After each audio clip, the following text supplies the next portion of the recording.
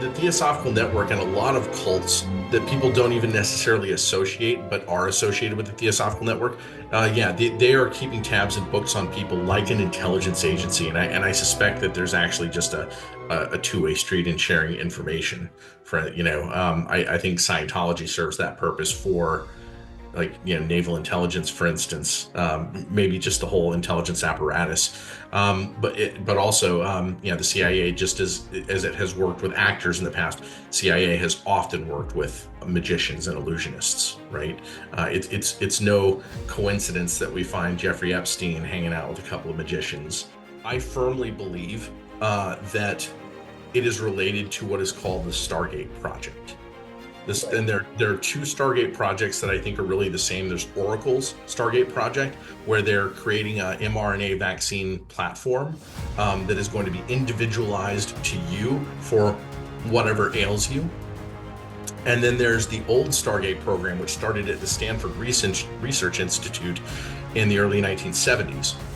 And I know about it because I was one of the children who grew up as part of the project, is in they were applying it to people and seeing the results.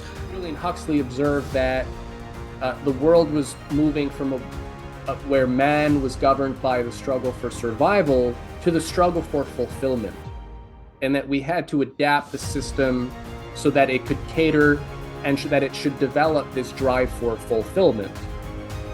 And so then I think of like Aldous Huxley's Brave New World.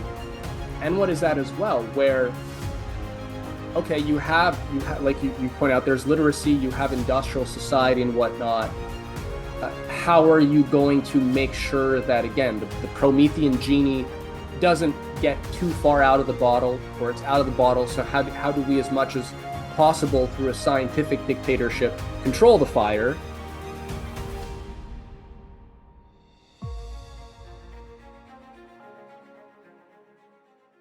Welcome, everybody, to a new episode of Exiting the Cave. I'm your host, David Gosselin, and I'm here with a new fun guest, my friend Mathew Crawford. Welcome, Mathew. Thanks for inviting me. Yeah, it's nice to finally have a public jam where we can really get into the weeds and explore some of the latest sacred myths in our world that perhaps have gone unchallenged for a little too long. With everything going on in the world, I thought this show was necessary to really, find the least action pathway to challenging some of the major assumptions that we have about how our society works, how the mind works, creativity, which may help to diagnose the societal ills that I think more and more people have strong intimations about. And maybe we can flesh that out a bit more.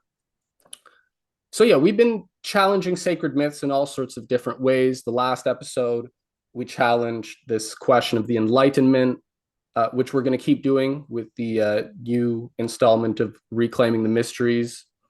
We did it with the Devil at Woodstock film, where we were challenging the whole, hippie peace and love story, cutesy story that we've all been told.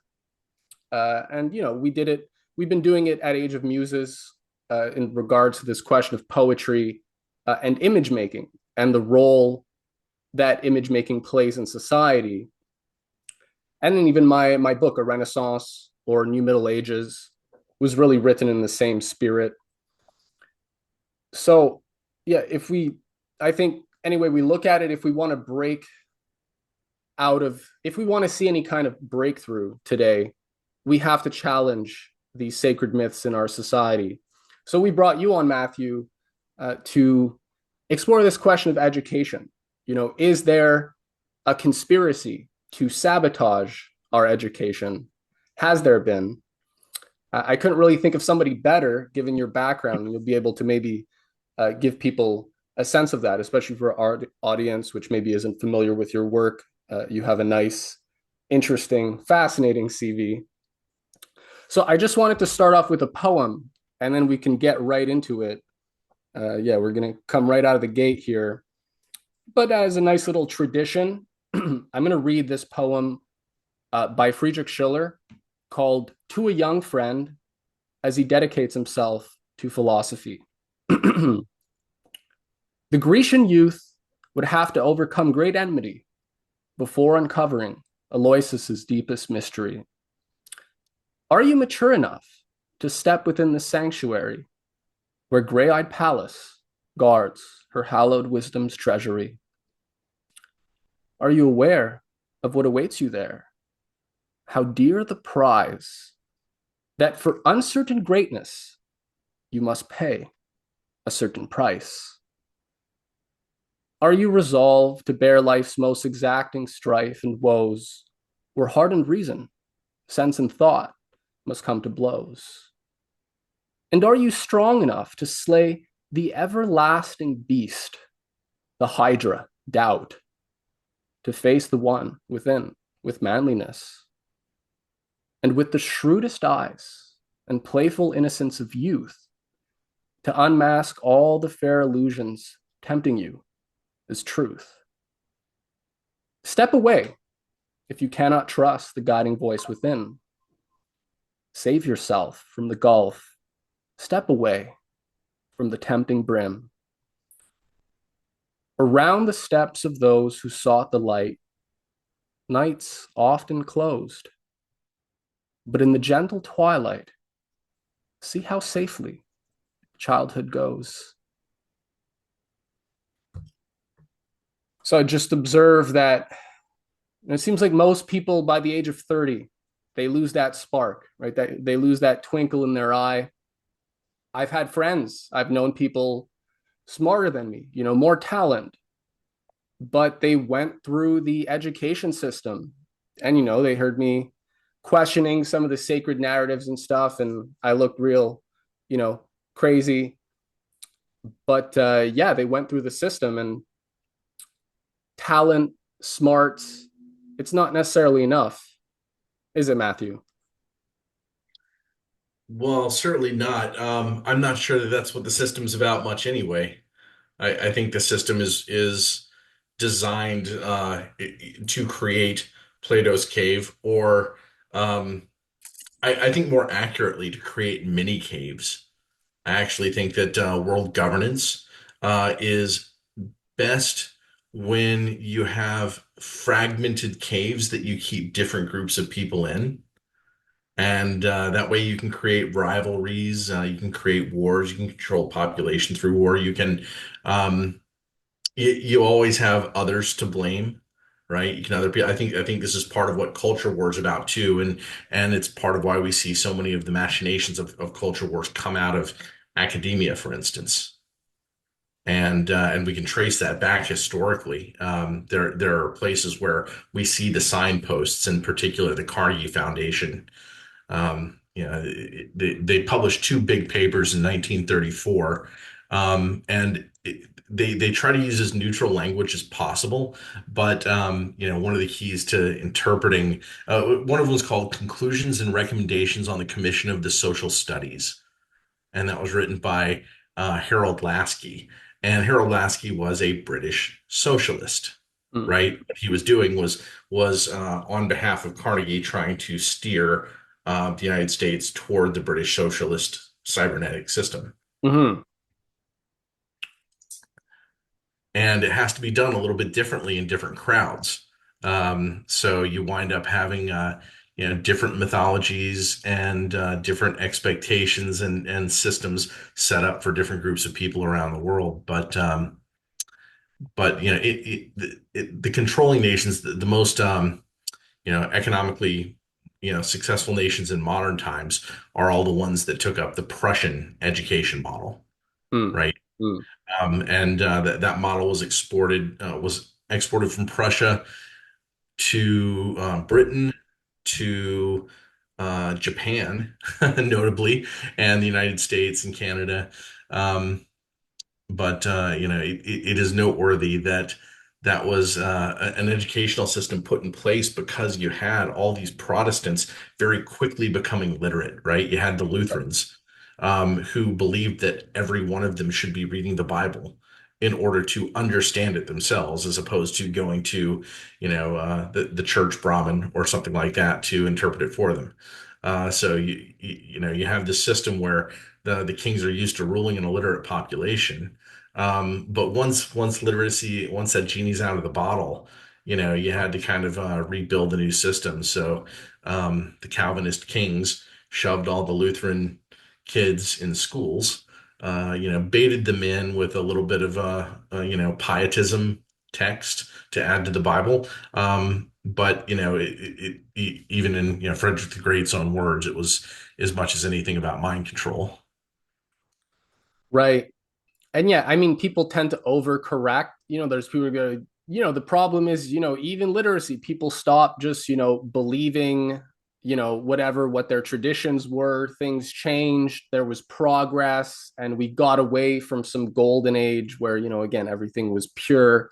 People tend to have this romanticism, which is another question that we've explored. But yeah, I feel like, again, for somebody who wants to break out of the cave, right? They've heard that they might be in a cave. It's really not that obvious about how to go about challenging the sacred myths. And that's why you wrote a paper recently. The full title is, Oh, my last article. yeah. So it wasn't specifically focused on education. Let me see, what is the name of the last article? It's Epstein, Transhumanism, and the Boy with the Incredible Brain. And Yes. it really it touches on a lot that has to do with education, though that wasn't like the primary goal of the article. It's kind of breaking down a scam that I had noticed, or what I strongly consider a scam, what I strongly consider a fraud, that I noticed 18 years ago. But I had no idea it connected to the Jeffrey Epstein scandal until I saw the emails come out and saw that he was funding a scientist that was part of this. And for anybody who hasn't seen it, there's a British documentary from I think 2004 called "The Boy with the Incredible Brain," and it's about this supposed autist. Maybe he is, maybe he isn't. I don't have a firm opinion, but I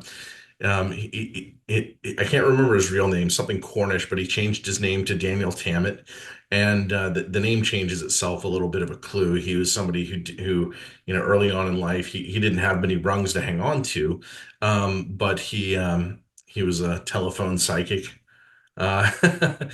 and but he gets pulled into this study, this study of him because he had high memory talents and he had computational math skills. And they were referring to him as an autistic savant, which I don't believe that he is at all. Um, But one thing that you brought up that I think is really relevant for this whole cave question is that you talked about investigating the investigators, right? And I think that in terms of our allegory here, uh, where do the myths come from, right? Like, sure, we have these sacred stories and whatnot, and if we're going to sort of pierce the veil of these things, and people aren't sure even where to begin, well, often it's like, well, where did these things come from in the first place? And I feel like that's often the whole dialectic, whether there's been this battle between communism and capitalism, right? The whole kind of Cold War narrative, or there's so many different ways to approach these things, but the idea of where did these stories come from in the first place, that leads you to the people who gave birth to them. And even there, right, you have these nice well curated narratives, but if you take a closer look oftentimes at these people, they too have very interesting CVs, right? They're associated, like in the case of your article, all these scientists who actually published real scientific papers and stuff and did research, but you were demonstrating that they may very well have been smart enough to know that what they're promoting isn't that.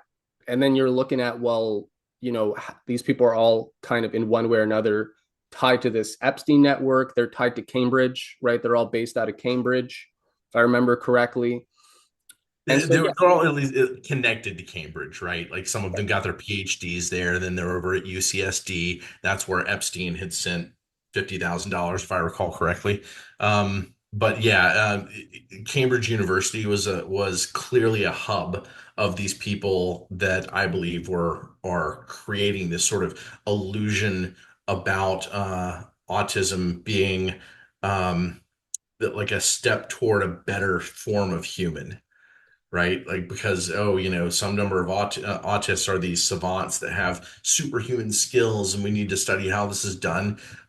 When the truth is probably closer to it's brain damage in some way, and it just happens to be that the human brain does an amazing job of trying to rewire itself as best as possible after brain damage, and that sometimes results in savant-like abilities, like Kim Peek, who is the real Rain Man, who could just read a book right in front of you, 250 pages, and recite like, with 98% accuracy any paragraph, verbatim.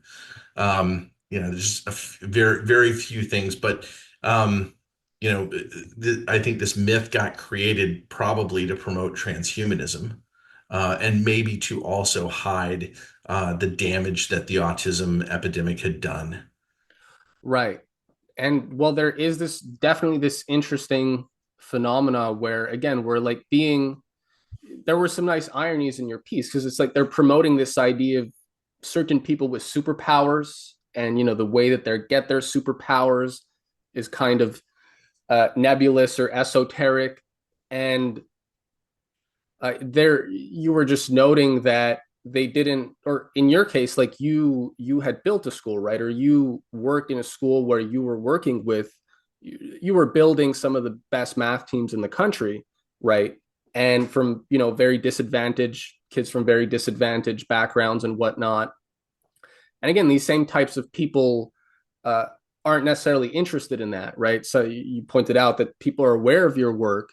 You even had like a YouTube video where you demonstrated your method for how you teach math, and where kids would be able to perform some of the kind of tricks that Tamit did, but yet there's no interest in that. So it's almost like they're not interested if there's some kind of universal method for cultivating quote unquote genius or these superpowers, but only when it lends itself to this kind of more this stranger, arguably transhumanist kind of idea where sure human beings can develop superpowers. Maybe you're not gifted like Tamit, but there's Neuralink, there's all sorts of ways to augment one's chemistry, to increase one's brain power, calculating power.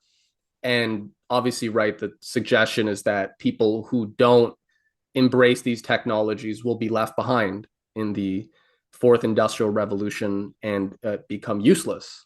Right. Right. So, and maybe I should explain now my background as an educator, so that people have some context for what we're getting at here. So, I grew up just south of Birmingham, Alabama, and people don't think of Alabama as this high education state, but the community that I grew up in, it's not like super rich. It was, people would have called it an upper middle class community. So there's going to be a few rich people there, but it's going to be, lots of professional parents, some scientists and professors, some lawyers, different, but and then there's going to be, a layer of solidly middle class people as well, right?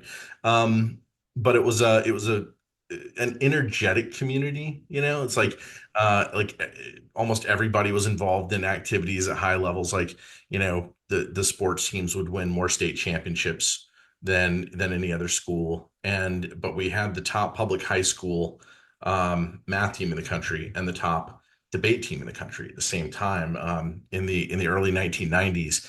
And this is in the middle of Alabama, right? And it's not that huge a school relative to like big city standards. My graduating class was 288, Mm, if I mm, recall correctly. But so, you know, part of what was going on, there were a handful of really good teachers, right? As bad as the school systems can be, a good teacher can create a good program and do some good things, right? Um, and so, there were already these were already competitive teams, but I came along and I was really intense about it. I think at least partially because I had something to escape. I had a home life that involved, you know, a cult, mafia, lot of really terrible things, a lot of violence. And so, when it was that I could join the math team and I always really enjoyed, math and solving puzzles and everything like that.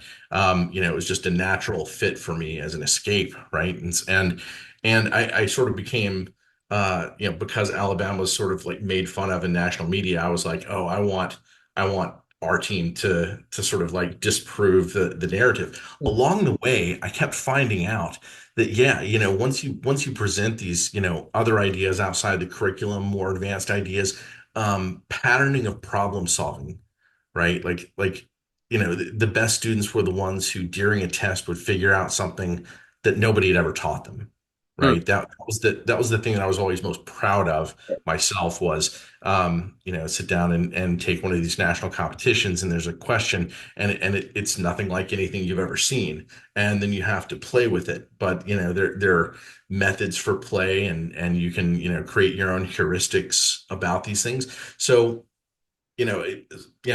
maybe fast forwarding a bit. In college, I'd kind of fallen out of interest in studying math. I thought I was going to be a professor. But, leaping forward as to why, um, I fell out of that mindset. I was just thinking constantly more and more about fixing the educational system. Wanted to start a textbook company. The textbook companies are awful. And by the way, that industry is controlled by the British Empire, and people should note that Ghislaine Maxwell's father, Robert Maxwell, is the one who ran Macmillan Publishing that published so many American textbooks, right? Wiley and Sons is a big one as well. I remember even my accounting books and everything. Shout out City of London, right? So And there's and even the American textbook companies, if you trace their executives back, they all trained at the British textbook companies. It's Mhm. it's it's more than a little suspicious, right? So, I always wanted to try to fight and replace the textbook industry. Mhm. So, after spending, about 6 years on Wall Street, I was at home, trying to figure out some way to build a company. And somebody I'd worked with on Wall Street, calls me up and says, that idea you talked with me about last year, we'll move to San Diego, we'll do it. That guy's name is Richard Russick, and we wound up building a company called Art of Problem Solving and built online classes and textbooks, and it became it has been for the past 23 years like the center of the math team world, I guess you could say. But it's not that it doesn't matter that it's math team or not. It's about the kids who are more interested in doing something that's other than the very basic school curriculum, which is, for somebody who's interested, whatever you're interested in, school is slow, right? Whatever is your drive. So, we had some successes. After 3 years, I left and built two brick and mortar academies, one back in Birmingham, and then I moved to Texas and built one in Plano. And just to sort of, toot the horn of the success of the schools, in Dallas, there had never been more than 6 students in any given year to qualify for the National Math Olympiads. Dallas is a pretty big city, but it's a very challenging thing to qualify. Um, After a year and a half, we had 16 students, and most of them were my students. I think 10, and then I closed the school after 3 years, and the number went like the first year I closed my school, the number went back down to five. And of the students that I had during those 3 years, they won 6 gold medals at the International Math Olympiad. The rest of the country won 17 in that time, in a 5 year span. But Dallas had previously had zero. There was one prior silver medalist that had been a student of mine back prior, but no gold medalist. But you know, and when you start to have these successes in an area, the politics get real nasty, right? There is. Um, People who try to throw monkey wrenches in, take up your time, you know, uh, you know, say awful things about you, but you can only handle so much of it. But it was it was a 80-hour a week type work experience. It was very intense and very exhausting. In the meantime, I see things like this documentary with this guy doing what were supposed to be, computations that he didn't understand, that were going on in his head. And this is being presented to an audience like this is out there stuff that could only be possible if you were a savant. And I was watching it going, wait, these are all things that I teach my students, Mhm. and I don't teach them to my students in order for them to know tricks. But when you see the things that you can do, create a clever tool, then suddenly, you get a better sense of problem solving, and you get a better sense of the algebra of arithmetic, the geometry of arithmetic, and you don't think of arithmetic being associated with algebra and geometry, but as you see them all fit together in different ways, it expands your toolkit, and your understanding of the landscape is probably a better way to put it. And I could give an example or two. Sure, Um, sure. okay. Um, pick pick a number that's a little bit under 100. 92. 92. It's a little bit harder one than usual, but I'll do it. 1 over 92 is 0.010869, 5873. You're following on a calculator? Yeah. And I have it all right so far, right? Can you repeat it? Yeah, 0.0108, 6956. That's all right so far? It's all right so far. Yeah. Okay. Um, yeah, and the reason I can do that is because I know to turn it into an infinite geometric series, Hmm. right? It's infinite geometric series sums to the first term a divided by 1 minus the common ratio r. So 1 over 92 turn into 1 over 100 divided by 92 over 100.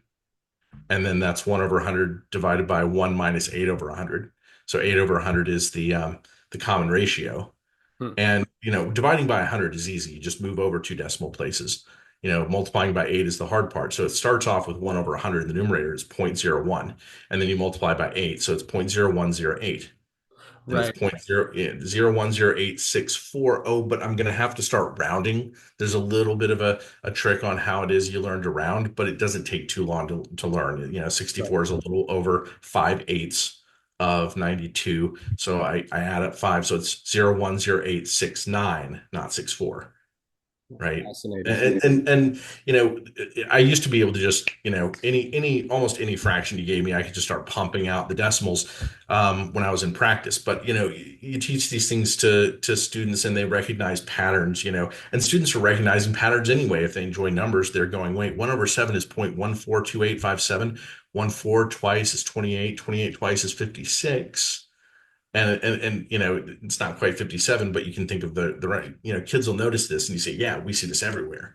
you know and suddenly they get a sense of why these numbers fit together the way they do, and in different ways that they didn't see before. And so I see this researcher testing Daniel Tammet, and every single question he gives him is one of these special cases where you can do something much more swiftly if you're not doing it with ordinary computation. But he's claiming to do it synesthetically, that he just sees colors and shapes come together, and Right. that's why he can multiply certain numbers, right? But they never ask him multiply 793 by 14,127.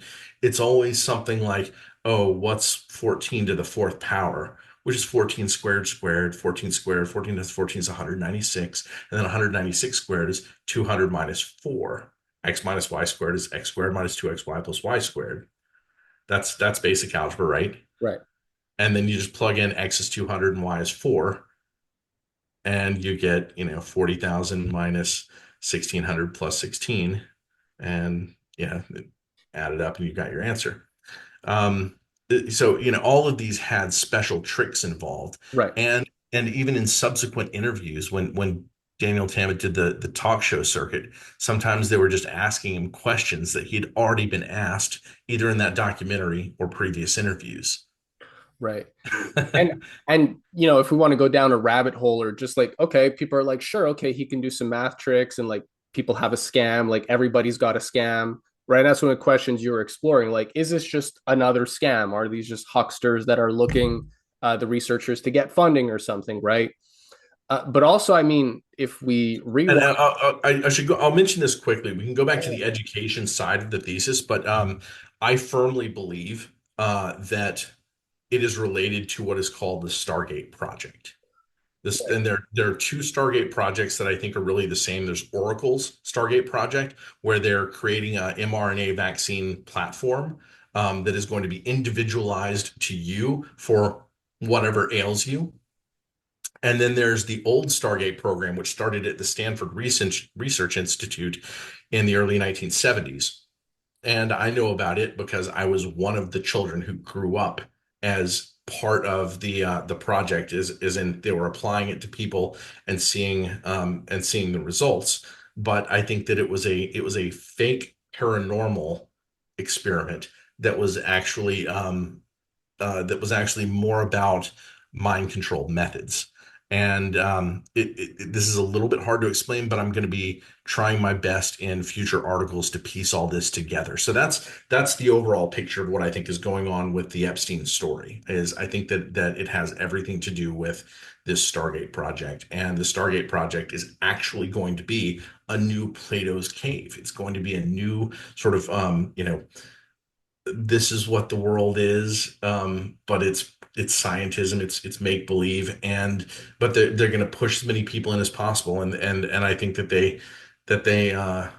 you know they can always flip the switches that they need to now that they have the educational system so centralized, right? They can just start having the psychology teachers tell you that this is true. These experiments happened and blah, blah, blah. They do it with all kinds of stuff anyway. Even when there's good evidence that some of the stuff that they teach is just plain wrong, or, that a lot of other experts don't believe this experiment was performed correctly. They could never replicate it, whatever. But with the paranormal stuff, they can start telling us that artificial intelligence is paranormal. It has prescience, it has telepathy, it can Mhm. read your mind, it can detect pre-crime, right? And that's part of what Peter Thiel's Palantir is claiming, or was claiming already several years ago, that it was going to be able to do. Yeah, and I mean, you pointed out in your article that like all these kind of myths about genius, ironically, are kind of about undermining people's ability to think and sort of increasing their faith in kind of, supergnosis, and something that can be developed, by people who really understand, the depth and the mystery of all that, and which leads you into the occult. And yeah, Stargate Project. I mean, for people who don't know, like this is like deep occult stuff. And fun fact, Pergamon Press, which was publishing SRI research and documents. I mean, that was also owned by Ghislaine's father, Robert Maxwell. So yeah, this idea of looking at, again, the people creating the shadows, assume, like, if we're not total kind of intellectual cucks, where we're just going to be like, well, the shadows are the real thing, and like there's no like the phenomena that we're seeing is what it is, and you don't really need to challenge, the causality of it, or, raise any other question. Maybe there's completely different interpretations for the data, right, that we're looking at, like the example of Tammet, right? Like maybe there's another explanation for how people can do the things that they can do. Maybe it's not demons or angels or gnosis. Yeah, you're often going to get attacked, right, in one way or another. Or like the main narrative is always going to be, the popular narrative is going to be that there are just these, things that we can't explain, and we kind of just have to submit. So it really is cynical, and it really does.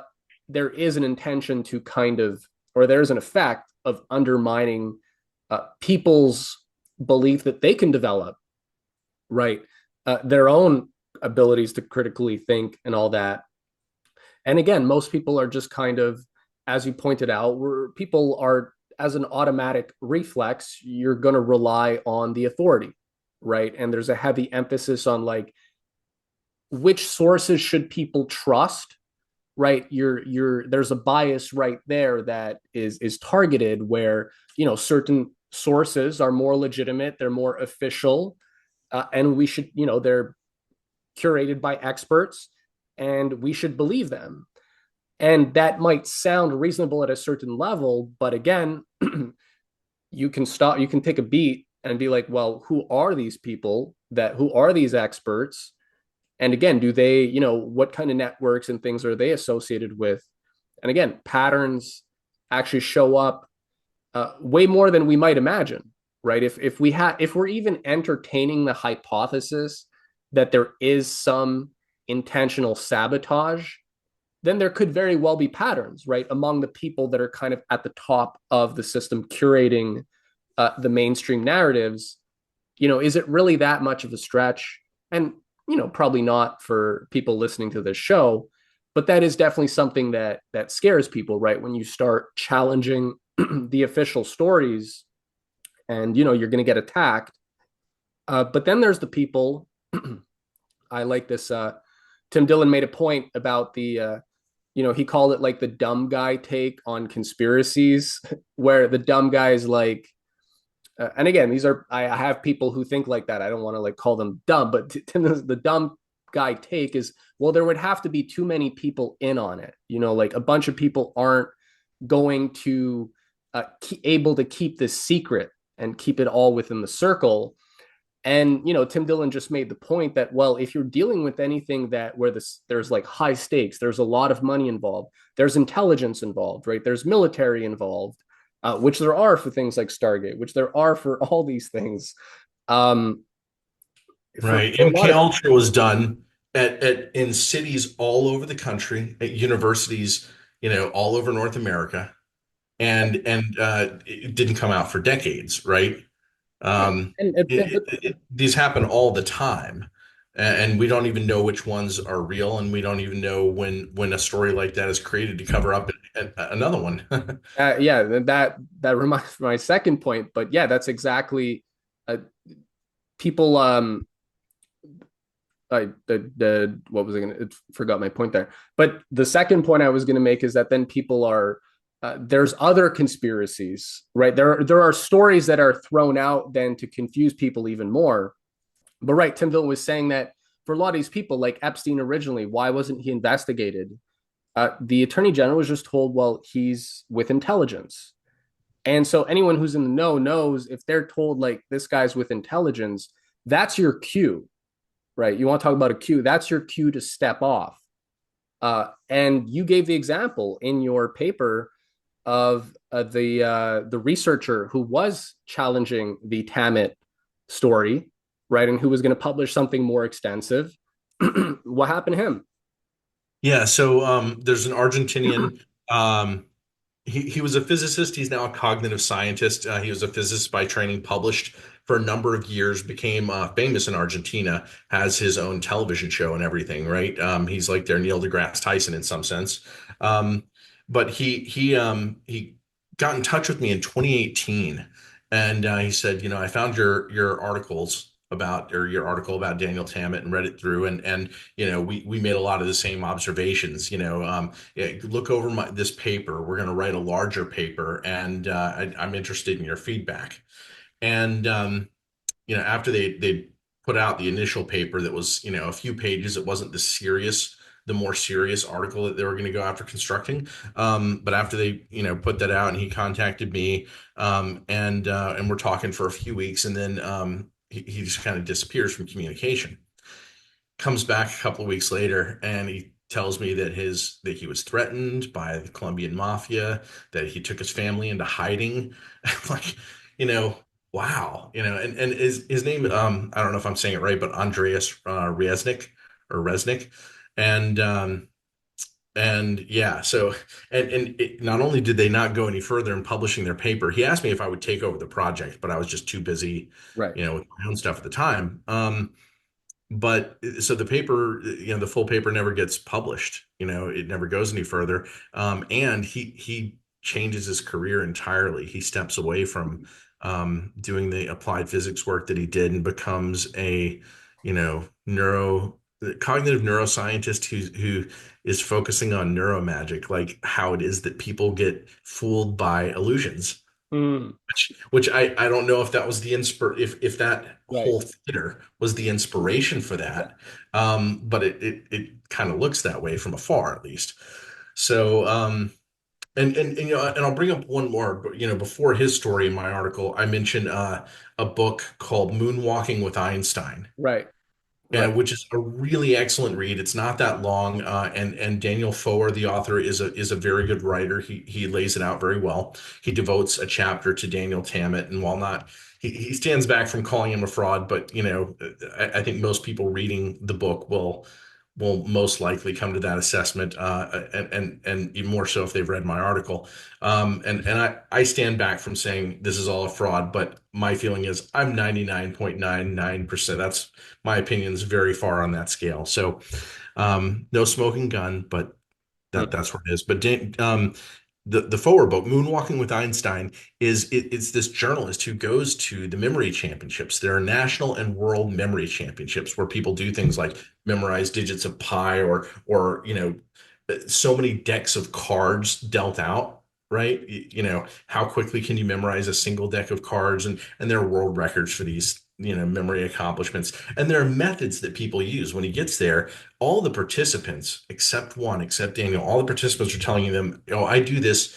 Like, we all use the same techniques. There's the memory palace. There's chunking of data, and right. And these are things that people who've studied hard have probably encountered these things anyway, right? Anytime you are learning to be a good student, you learn, mnemonics, you learn, all kinds of things that help you remember information before it is contextually built in to a big picture in your head, right? I think it's best to just shoot for context when you study, but sometimes you have to memorize.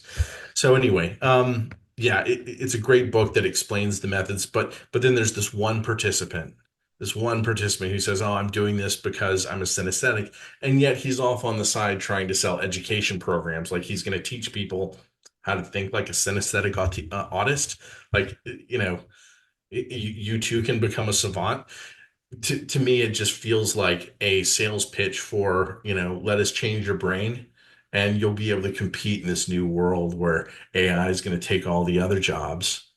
right. Right. And I mean, for people who, again, the tell though, why is this guy getting threatened? Right? Why does he change his whole career course? I mean, for people who, again, are uncomfortable with kind of lifting the veil, they might just treat that as some kind of epiphenomena or just some minor detail. But it's like, well, no, if there's more at stake and you have some sense of the networks that are involved in promoting these myths, yeah, maybe there's something more. And maybe the things that some people think aren't as important or relevant in the grand scheme of things when we're talking about education, genius, insight, maybe they are, right? And when we look into that, we might find some interesting results, right? So you're saying that certain things can be taught that people think are kind of superpowers. And yeah, again, that even made me think of, we're talking magic here, right? And that's what this magic, this guy, he ended up getting interested in neuromagic. And I mean, it was the same story with Simon the Magician. Back in the day, the whole idea was that he was doing tricks and convincing people that he had these superpowers. And that was really the selling point, right? So the history of magicians is actually it's a very interesting one, right? If we think of people like John Dee and who are actually taking interest in science, right? They're taking interest in mathematics. He's like performing tricks for Queen Elizabeth, and he's like a top advisor. He's the chief astrologist. And for people who do believe in astrology and all that, especially if you go back a couple hundred years, I mean, you go back to ancient Greece, go back to the Oracle at Delphi, go back to the priests at Babylon. It was the people who were interpreting the heavens, right, and the prophecies. that were in large part shaping world power, geopolitics, and they were always associated with banking as well, right? There was always finance. King Croesus, when he went to the oracle at Delphi, the famous story is, I mean, this was the richest guy in the Mediterranean, and he offered, the greatest gift in return for a prophecy, and that prophecy ended up, getting his whole kingdom destroyed and swallowed by what became the Persian Empire, thanks to his destruction. But you have so many stories, right? What was Blavatsky, right? Where all these were the spiritualists. They're all doing tricks, right? They're all kind of doing magic.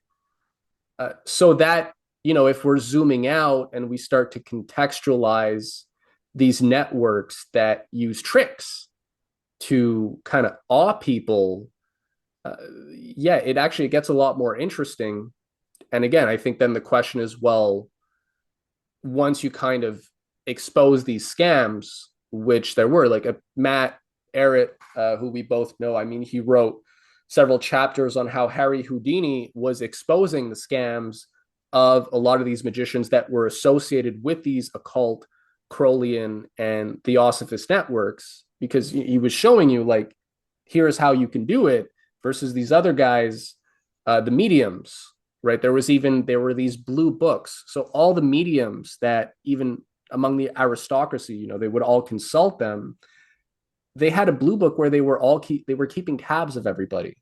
So Yes. there was an index on all the rich people, and facts and details about their lives that you could use to manipulate their perception, make some cash, but arguably even more, right?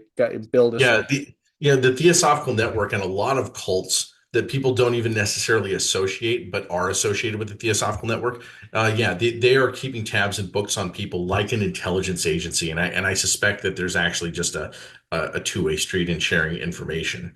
I think Scientology serves that purpose for, like, naval intelligence, for instance, maybe just the whole intelligence apparatus, but also, the CIA, just as it has worked with actors in the past. CIA has often worked with magicians and illusionists, right? It's no coincidence that we find Jeffrey Epstein hanging out with a couple of magicians, and Yeah, he's an intelligence asset himself, right? And one more thing, I want to mention this just for anybody watching. One of the cool things about Daniel Foer and Moonwalking with Einstein is that, after he went and studied all these people in these memory championships, he went and won the U.S. national championship 1 year later, just using those techniques himself. And it's this beautiful demonstration of, even after childhood, we think of ourselves learning more quickly in childhood. I think it's just that we have more energy, yeah, and we get bored more easily in childhood. yeah, So when we get real intense about something, we pick it up very quickly. We don't have other responsibilities, right? yeah. But the truth is, almost every human being is way more capable than they think. Um, when you look around the world, how many foreign languages a kid learns is relatively independent of what we, associate as like national IQ averages and wealth effects and things like that. Here in the United States, 1 in 100 students winds up graduating high school fluently speaking a language that wasn't spoken in their home. Right. I'm on my sixth language. I'm learning Russian right now. Говорите по-русски. And I mean, the method that I use is very, like, I can learn a language in 6 months. I learned Italian in 6 months. Then I took a trip to Italy for 5 weeks and I came back fluent. My Italian grandma was like, "You sound like you're Italian." And especially the more languages you learn, you just develop certain reflexes as well and instincts, and you're just not kind of, it's not really daunting, right? And it's kind of fun. Like, that's actually how I start my mornings. Like, I go, especially now it's nice, I go out in the sun with my little book. Um, it's called a simile books. And after I learned Italian with that method, a few years later, I looked up, because they're old little books, and I bought the one for Russian, for German, for Spanish. Um, And yeah, you can learn languages very quickly. If I had been consistent and I was always kind of into that from high school and never stopped, I mean, I'm 35. I could easily know 20 plus languages. And again, I'd be like, even just learning Russian. My friends in childhood, I had a lot of like Polish friends. Like I know that I would pick up Polish like super easy.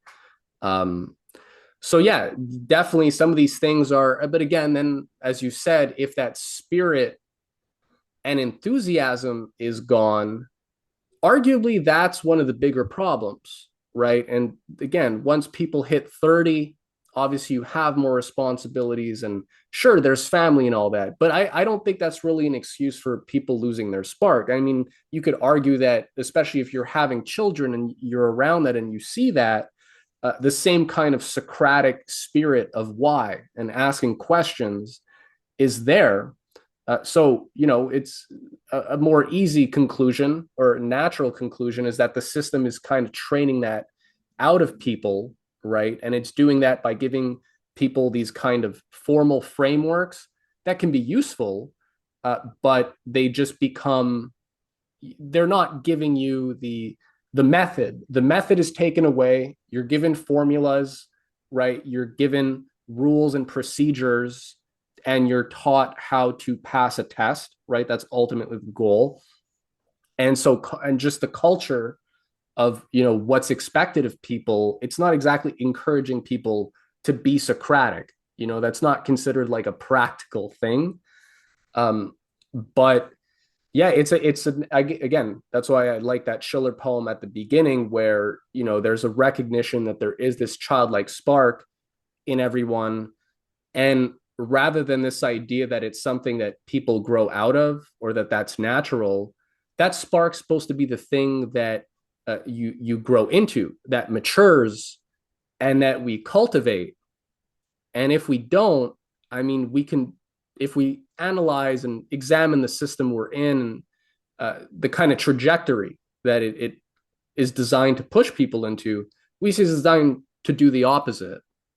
So again, it's almost like instead of mystifying this question of creativity and genius and insight, which is again how I think that's one of the main weapons of the occultists. If we really want to like sum it up, they're going to use mysticism to obscure certain legitimate or intelligible phenomena and try to create some kind of superstition around it, and then things that are actually kind of esoteric and irrational, they're going to push as these kind of like the true source of inspiration and creativity. And we have a lot of that in art and culture, where like going back to the Enlightenment, there was this separation of art and science, Naturwissenschaft and Geisteswissenschaft, where Enlightenment philosophy preached really scientism, but materialism, where again, you were just supposed to deal with measurable or quantitative phenomena, but you weren't supposed to make hypotheses about why things were the way they were or the observations were the way they were, so much as just finding ways to describe it, right? And to make models. And I think that's another one where the Luciferians, the occultists, they're very good at making models, advanced models that seem to very accurately describe reality, but there's always this narrative around it. And while maybe there's another model that can describe what we're experiencing, right? Think of like the atomic models. We can think of back to with astronomy and Kepler, right? There were other existing models of the astronomical systems, and what were the more fraudulent methods that were used by Tycho Brahe and other people, not necessarily, even if they weren't themselves frauds, but they were inventing epicycles, right? They were just inventing imaginary points on the orbits to account for their observations. So that's like one of the tricks that they have, right? With all this modeling, is when something doesn't fit, you invent an imaginary particle, right? You invent dark matter that is necessary to literally explain everything being held together so that the standard models work. And you can do that with everything, right? You can create these epicycles for, how do economics work? How do societies develop? How did mankind evolve? Anthropology is really this kind of evil, witch coven style operation. If we look into it, there's Well, you can almost say that a lot of people sometimes say only the hard sciences are sciences, right? The ones where you can run experiments and really get a good sense of what happened in the experiment, describe it, and have a mechanistic result. And the top of that scale, you might put mathematics in there, even though it's not a science. It's the logical framework, but physics and chemistry, and then you get further, like already, like when you go to biology, you're taking a big jump, because uh, there's stuff in there that we don't know if it happens as mechanistically or as chemistry and physics. But you get to the social sciences, and right away you can start to go, well, is this just what the ancients called magic? The certain occultists and whatnot, um the psychology, the psychiatry, especially, right? But there's a lot of smoke and mirrors in economics for sure, right? You get people to believe in certain models and then they don't look more closely at what's going on behind the curtain. And so people can't figure out actually what happened to Japan from World War II to now, when really the answer is that it's behind closed doors economic tinkering is what's gone on and why their economy's gone sideways for the past 30 years. Um, yeah. free trade. I mean, free trade is, the most kind of relevant one, right? That was sold. That was like the official sort of, that was the status quo to justify globalization. But free trade, then you find out that's literally what the British Empire was using to run the world, right? By sort of dumping cheap goods on other countries to prevent them from developing their own industry Well, and using you know, cheap labor elsewhere. I And mean, the thing is, yeah, that's a linguistic trick, right? That is already like basically, they would use divide and conquer and all kinds of, just coercive methods, taking out silk makers and whipping them in the street till they, sold at lower prices. I mean, literally just massacring entire populations at times. And then they'd refer to free economic, free markets. What they really mean is we dominate the rails. We went out and did that. We went out and dominated the world. We have control of the rails of global trade. And now you freely come and trade with our rails. And and from there it's free economics, but free markets. But that's a linguistic trick, right? That's look behind the curtain, and you'll see it's freedom for me, but not for thee.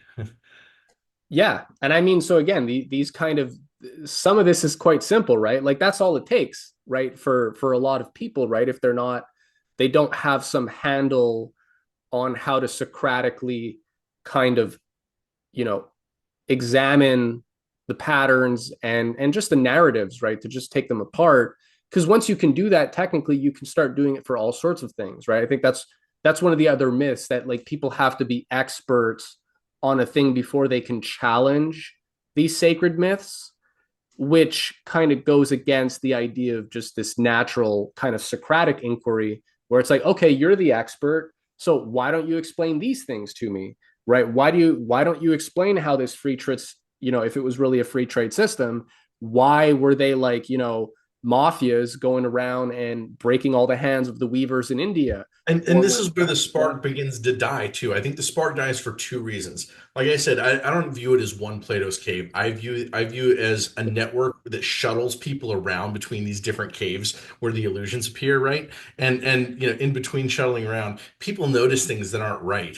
And it bothers them. It creates cognitive friction, cognitive dissonance that isn't resolved because they can't tell exactly what the lie is, and they may not even have the resources to go after where's the illusion, how do I figure out how this illusion was crafted, or they go searching and they get sucked up into a cult, right? I think this is actually a deliberate part of the process, right? Like upwards of 20 million Americans who have been in cults at some point in their life. And that's not even counting for like the corporate cults, what I call corporate cults, like Landmark and EST. It's probably tens of millions more, or maybe it's almost everybody if you just include the political parties and what's on television in the school systems.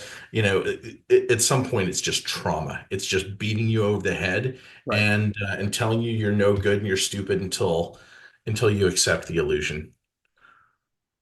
Absolutely. And I think, yeah, that is a good point. And I do think it's important to be charitable, right? When we are dealing with people who, there's a lot of folks who have questions, right? But again, then they experience this kind of trauma, which again takes many different forms. But yeah, it's like you almost can't. Here, a little, just for we'll to back the normie up for a second here. Uh, Next thing you know, you find out that one of these like sacred myths or narratives in your society is bunk, and then you go down this rabbit hole, and or have you seen people do it, and next thing you know, they're like QAnon, they're Q-tard people, and they think Xi Jinping and like John F. Kennedy are going to come out of a bunker, uh, you know, and it's or you join a Scientology cult, and so that's very true as well. So there technically does need to be a disclaimer, or maybe you can tell us what you think about this, but like if people are going to go down rabbit holes, there's certain things that need to be known or taken into consideration before going too far. Maybe I do like, we know Young is Carl Jung is an occultist, but some of these guys sometimes they do have insights, and he made the point. I use the quote, "Beware of unearned wisdom," and it's true because if you learn the same thing but you're not necessarily equipped for it, it can have the opposite effect. And we know that in like psychotherapy, right? Or if people like find out certain things, whether about themselves or others, and like they're not necessarily ready, they don't have the infrastructure. Uh, it can have worse results, right? Than and you have this in kind of everything. And the clinician stuff is, I mean, that's where Tavistock, SRI, they've all of this brainwashing and MK Ultra stuff does have its roots in like studying NLP. It has its roots in studying family therapy, group therapy. You talked about the corporate cults.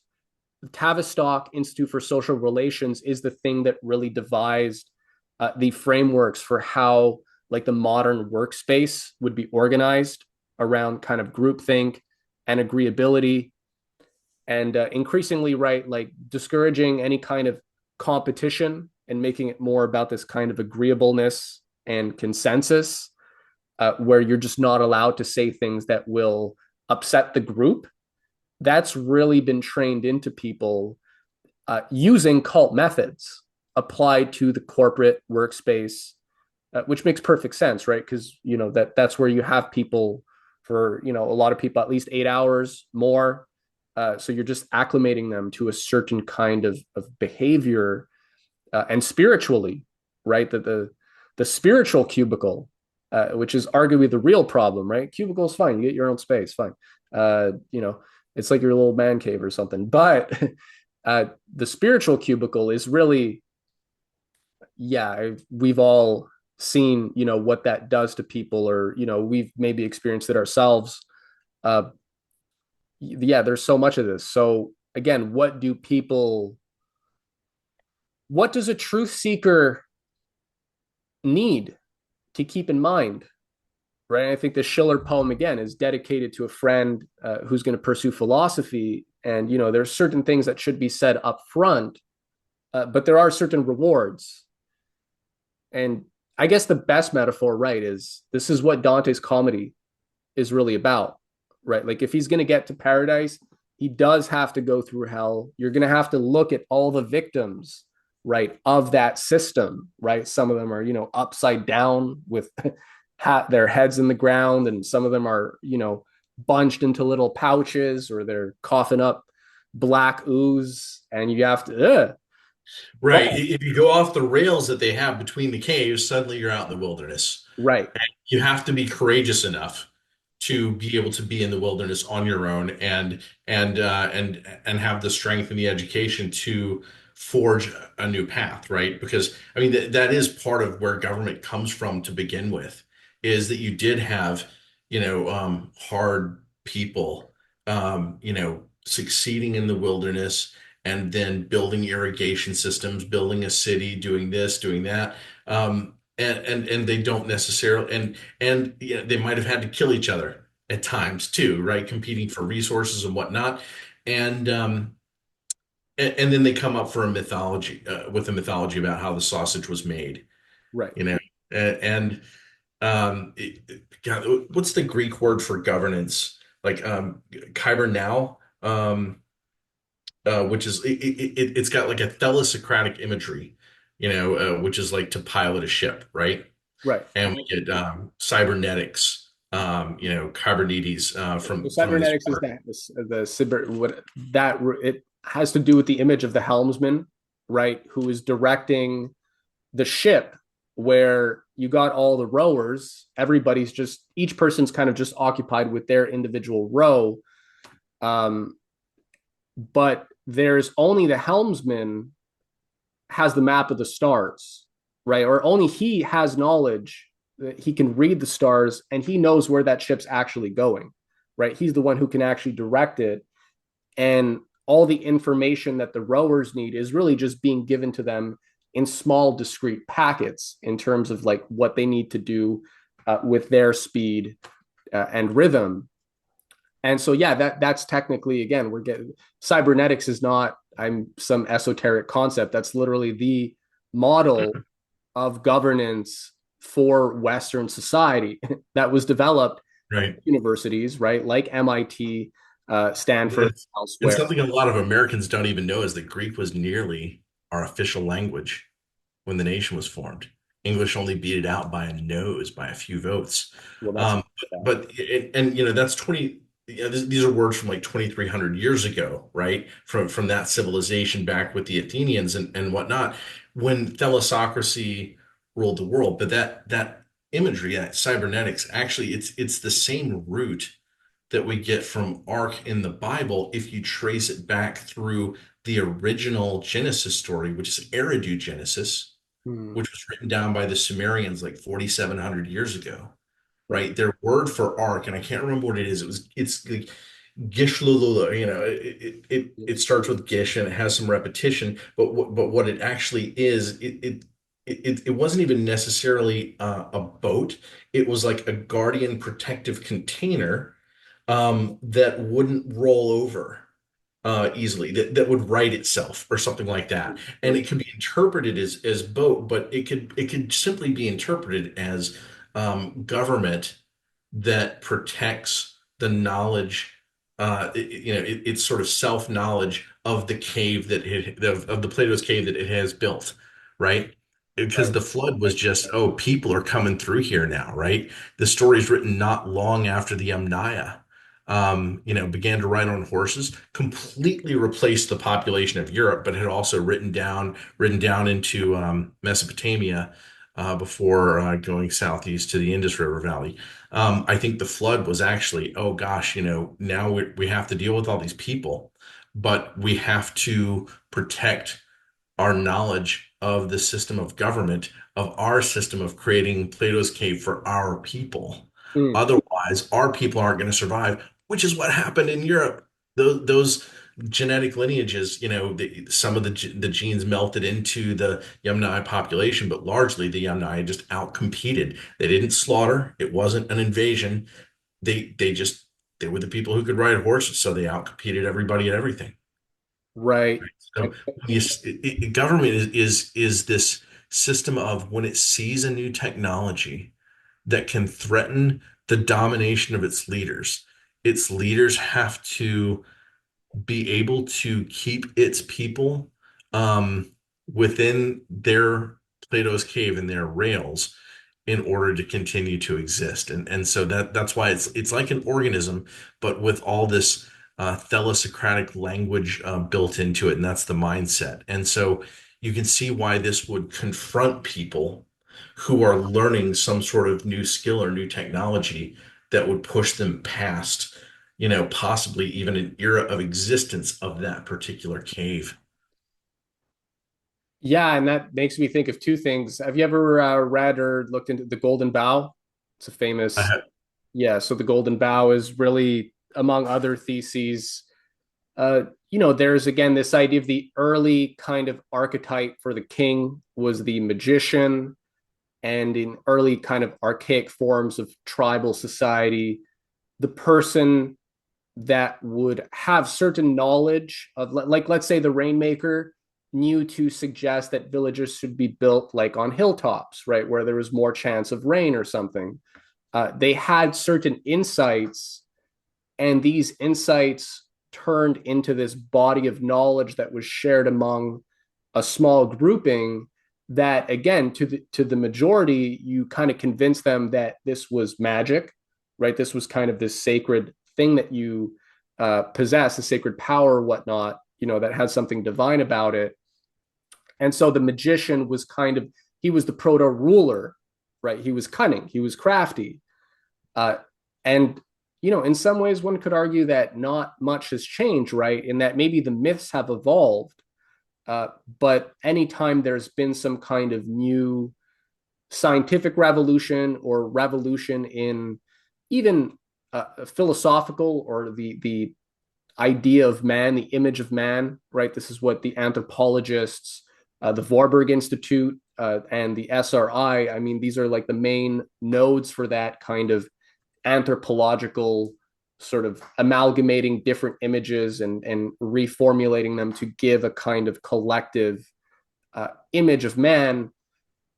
That's going to shape people's behavior on a meta level that you can't really quantify or measure that on any kind of standard, or even you could maybe say objective time scale, relatively, like from day to day, right, week to week, year to year.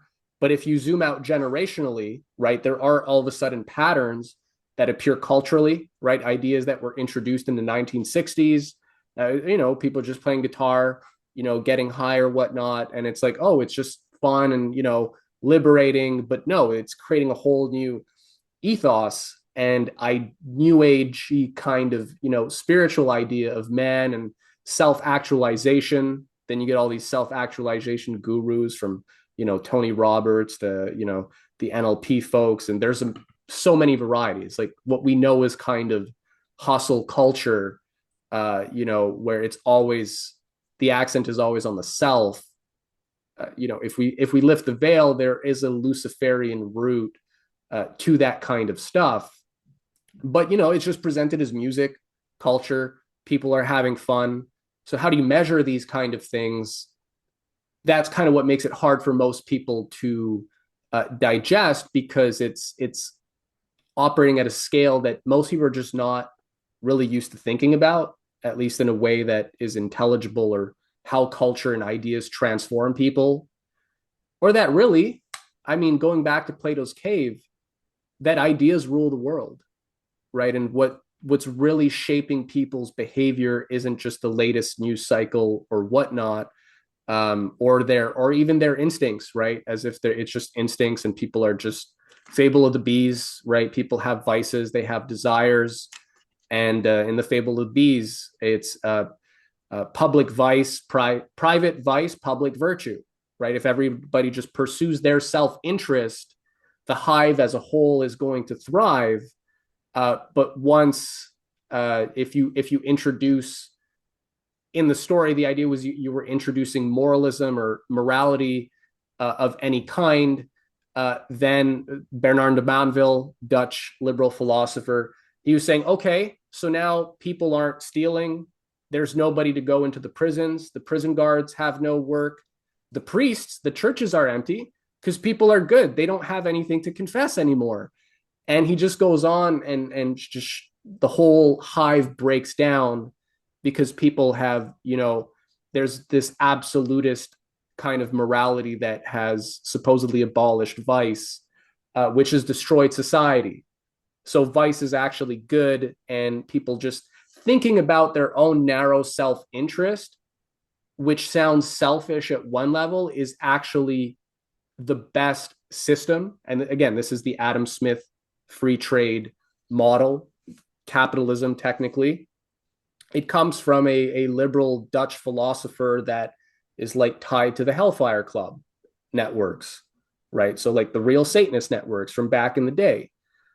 And so that's kind of another thing, right? If people's identities are narrowed and the scope of their identity is narrowed, they're not able to think about history, or history just becomes this, again, thanks to the anthropologists, it's just this sociological phenomena.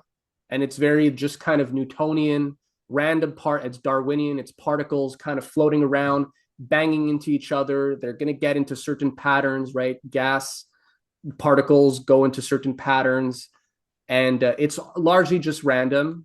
And but what the cyberneticists, what the real smart folks can do is learn how to shape those patterns, right? And direct all that random, irrational mass into something more organized, right? And superior, which is what for them is eugenics and transhumanism and cybernetics, really, right?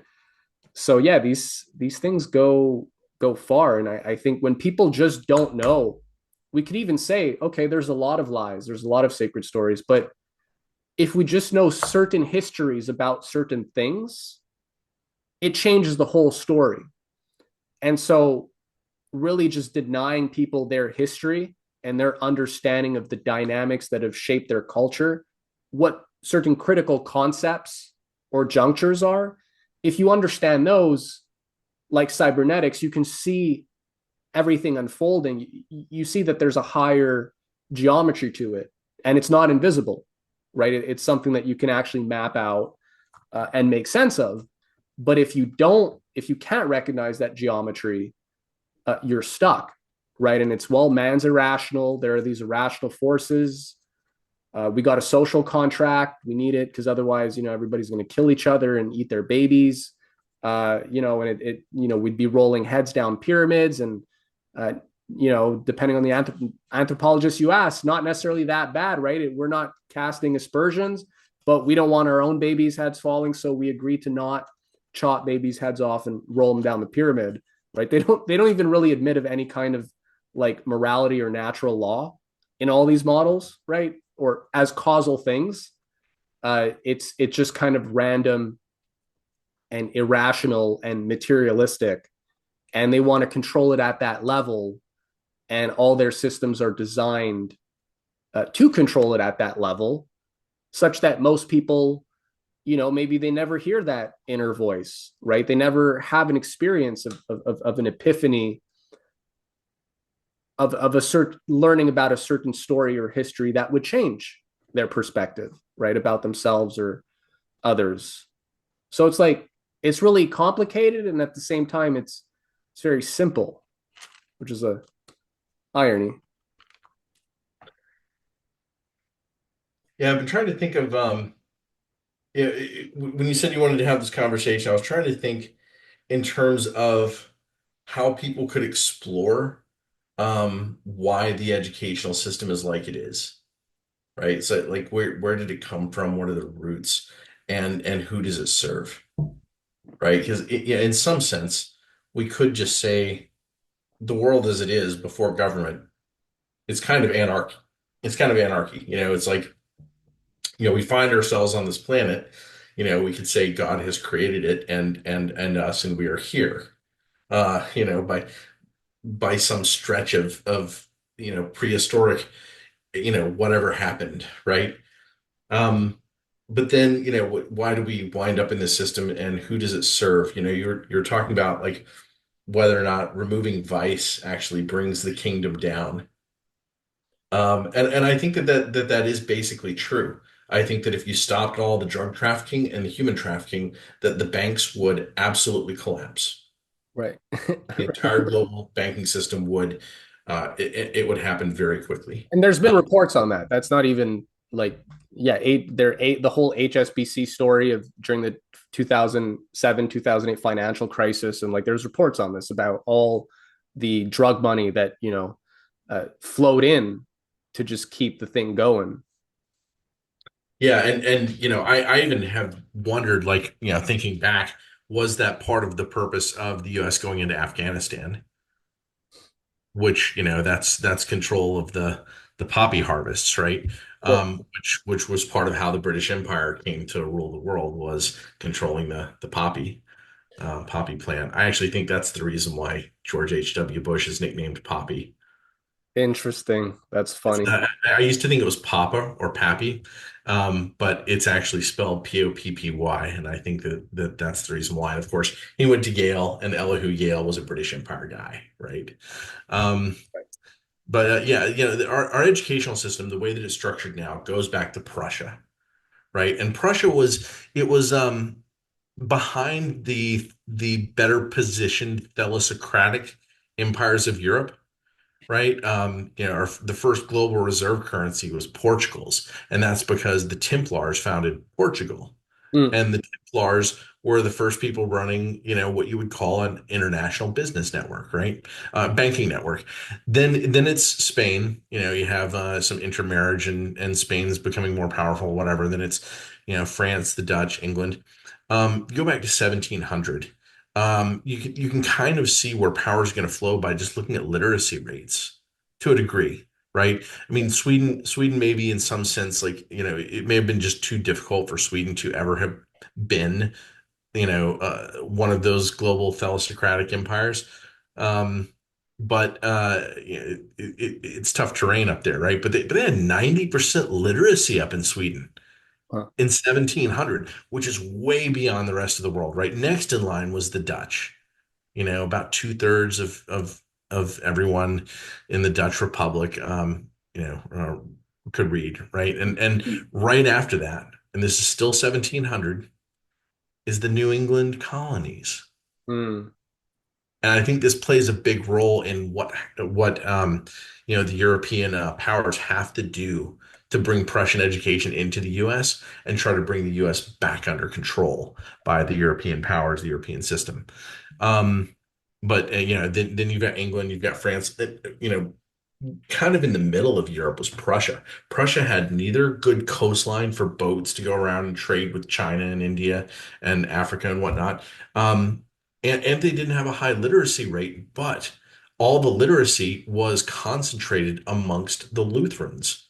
mm, Once you had, 1517, once you have the Reformation, you have all these Germans who are or pre-Germans, whatever you want to call the people that you've got all these people who are teaching their children to read in order to read the Bible. Because if you can't read the Bible, then you are, dependent on someone telling you what reality is, in mhm. essence, right? Somebody's going to put you in a cave, but if you read the Bible, you get to choose what cave you go into, in some sense at least, right? You may not be free of illusions, but you're making choices. Well, it was Calvinists who ruled Prussia, right? Frederick William the First, and then his son is Frederick the Great, Mhm. and it's the two of them who institute the moments where the Prussian education model begins, and then suddenly, the Lutherans are under their control now. And being formed into an army, and literacy is totally skyrocketing, and now you've got this literate army, and this is a mistake that people make. People think of education as the great equalizer. But one of the things that Frederick the Great noticed, let's see, if I can find this quote. Um, well, there are several. Frederick cautioned that rural schools should not teach too much, as children might otherwise rush off to the cities and want to become secretaries or clerks. That is in some sense him saying, we do want to control education for the different Plato's caves, the different parts of our culture. But there's one of these quotes that I picked out, where he's basically saying, "Oh, an educated people can be easily governed." Mm. And really what he's saying is a state educated people can be easily governed.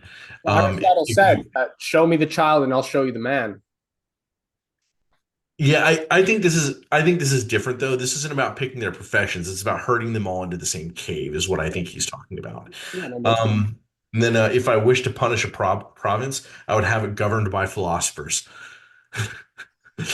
Really interesting. And that's in a sense that's almost what actually goes on as they push the Prussian model around the world, is that you have these academic priests, you have the academic priesthood rise up in power, and that's kind of what he's saying. But also, if my soldiers were to begin to think, not one of them would remain in the army. Bam, right there. His whole system, it was a fascist system, right? Because he didn't have the trade routes of the world, it was all about the army. Their entire economy was about raising, feeding, controlling an army. And so you're just throwing them all into the same Plato's cave. And what's going on in the meantime? People say as below, so above, or as above, so below. The original quote is as below, so above, which is that how it is that the people are being corrupted, points to how the rulers who begin to think of themselves as gods are being corrupted. Mm. And you can see that the William line ends with Frederick the Great, because he's putting these kids through this torture school, which involved extreme coercive violence. They would punish kids. They would beat and whip them until they passed out at times. No one knows how much sexual abuse might have gone on, but you do wind up with a German army where that's rampant. And then you have Frederick the Great going and sending his confidants to pick out the prettiest young soldiers to bring to him. Right, to the Sanssouci. And so it's kind of a pointer toward what people in America are discovering about the vices that go on behind governance. And when you talk to people in Washington D.C., I talked to a friend, like, I don't know if this was 15 years ago, but she was like, everyone here belongs to a cult. It's like everyone. I started going to dinners and things like that, and then I realized all these things are cults, all these groups, and they're different kinds of cults, but Well, I mean, it makes me think of several things as you were talking. I mean, number one, this is also John Ruskin. He was one of kind of brains behind the modern British Empire, where you would create an English empire, and he had a big emphasis on culture, right, and creating this kind of Anglophile culture that could dominate the world.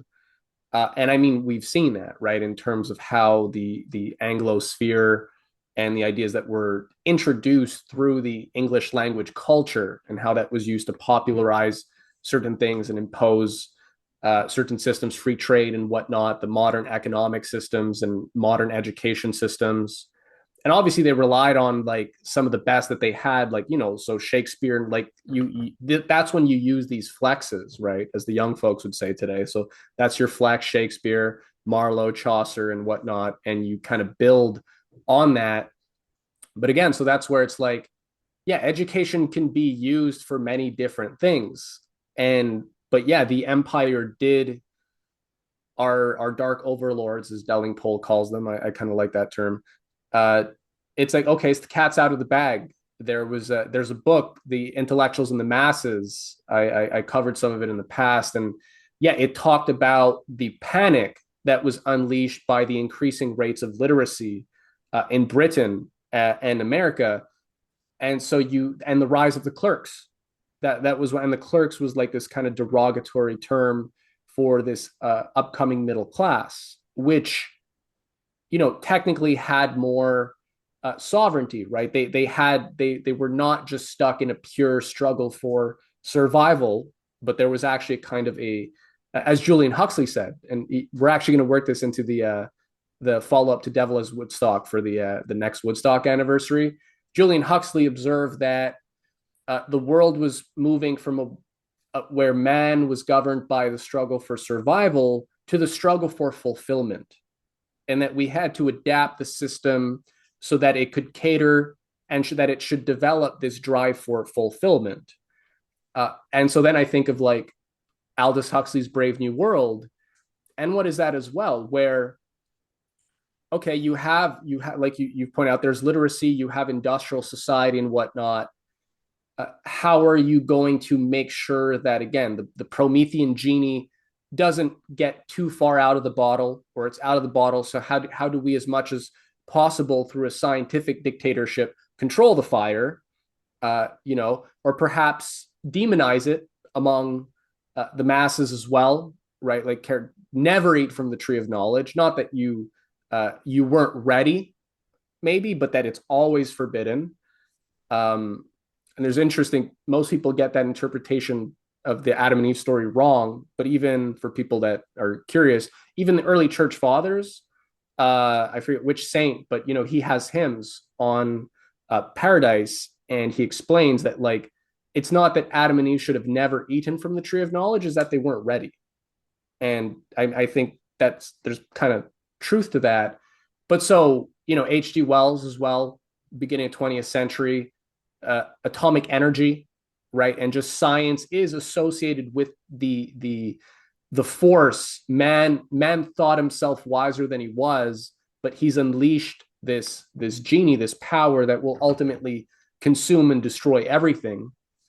So that Promethean fire is something that needs to be very closely guarded. I mean, and H.G. Wells and Bertrand Russell spearheaded the need for world government as a result. It's really what it's about. H.G. Wells is making these references in The World Set Free, that this like Promethean fire was allowed to be unleashed, and man thought that he was ready to control it. This later became the environmental movement, the green movement, the Gaia movement. And then you have the Brave New World system, where again, rewinding to the peace and love hippie generation, if you can't get people to shake this idea of progress or innovation and science, you want to promote a kind of Dionysian culture where people are just more interested in altered states and reveling, and it's very sense based, so that you're not really ever going to develop your discerning faculties. You don't see a purpose. You're concerned with your fulfillment and your actualization, which maybe you have an idea of what you think your fulfillment is, but then there are the narratives that are being given out and popularized about what fulfillment, what happiness, what these things are, right, which are being churned out by the entertainment industrial complex, which at that time looks like a bunch of ragtag rock stars and whatnot. But then you read something like Dave McGowan's Weird Scenes Inside the Canyon, and you find out that most of these kind of ragtag, sort of supposedly grassroots musical acts are almost all tied to military intelligence. They all hail from military intelligence families. So it gets more interesting, right? And so, yeah, I think the Huxleyan Brave New World system was really about, how do you redirect that energy? People have more literacy, so more people can technically pick the fruits of the tree of knowledge and good and evil. But if you can convince them that, good is evil or evil is good, or whatever myth you need to create, right, to just now through narratives, increasingly through propaganda and narratives, and using culture, which now people have the leisure, right, to benefit from, which they couldn't before because they were just stuck in the struggle for survival. That's where you're going to get them. As the proverb says, where thy treasure is, there is thy heart. And so, yeah, if you can get to their heart and their emotions through messaging and music and art and culture, again, the anthropologists and those who know understand that you can redirect the ship in ways that the rowers, the individuals, they don't have a cybernetic map. They don't know where that ship's actually headed. The original tree, uh, tree of knowledge, tree of life, that story is another one that comes originally from Eridu Genesis in Mm. Samaria. And I'm trying to remember. I actually read this just a few months ago, and I know that it was a little bit different. And I'm kind of curious now, like hearing you talk about that, whether or not it was good for Adam and Eve to eat the fruit of knowledge. We're saying Maybe. controversial stuff, things, folks. So yeah, bear with us here. Well, part of the reason I love reading history is actually, figuring out what actually went on, and thinking about the mythologies and why they were written the way that they were. The Bible is half. taken from Sumerian and Babylonian and Zoroastrian mythology. Hmm. Like all like a huge portion of the stories, The Old uh, Testament. certainly the Old Testament, even parts in the New Testament. Yeah, the virgin birth. That's the story of Zoroaster. You know, Hmm. it like there's a lot that just there's some that's more carbon copied than others, Hmm. but there's some that modifications are made.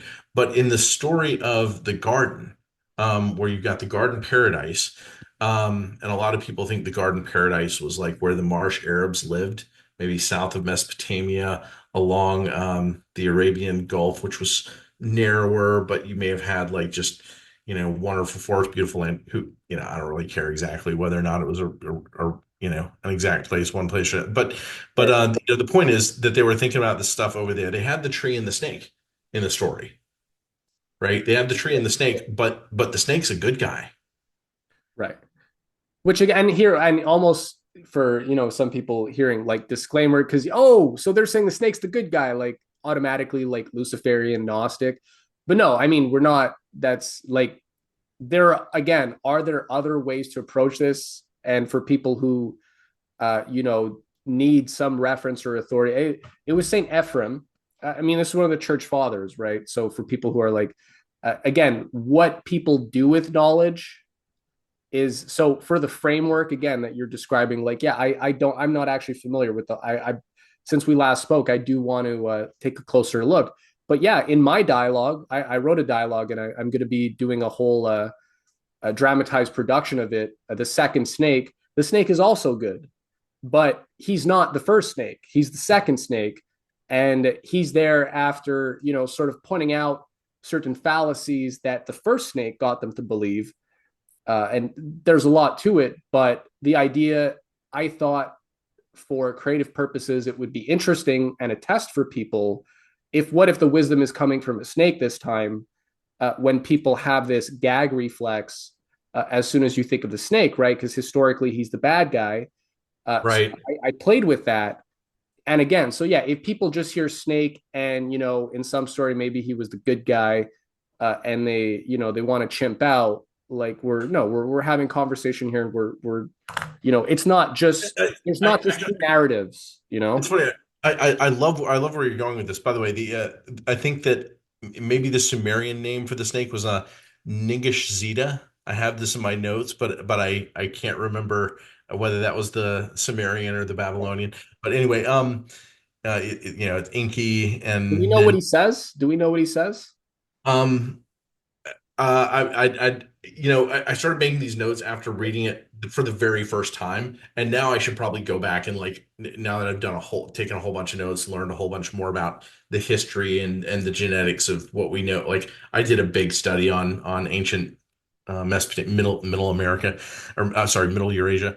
Um, anyway, I just want to add for these myths, I mean, what you're also pointing out is that different people will use what we know as historical myths for different reasons. I mean, we've talked about this before, but like if you listen to Hesiod, what Prometheus did was a complete crime, right? To steal fire from heaven and give it to the gods. If you read Prometheus, Zeus is the bad guy, right? These are the proto oligarchs, right, of the this of that ancient world, and it's a Prometheus is punished for it, and we know the whole story. So like the same imagery and myth, depending on the purposes, is used in very different ways.